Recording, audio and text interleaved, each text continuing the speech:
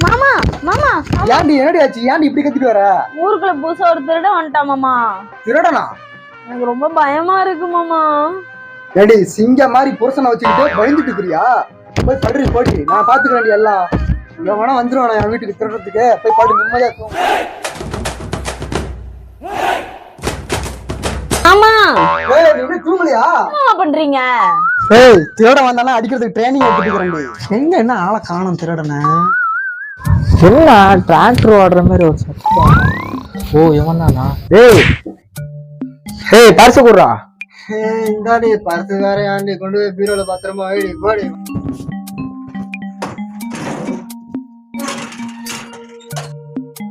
அட பொம்மால.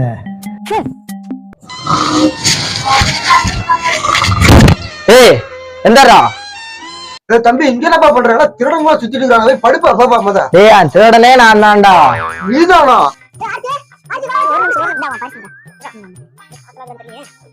ஐ 20 ரூபா. டேய் அந்த 20 ரூபாவே நான் தான் வச்சேன்.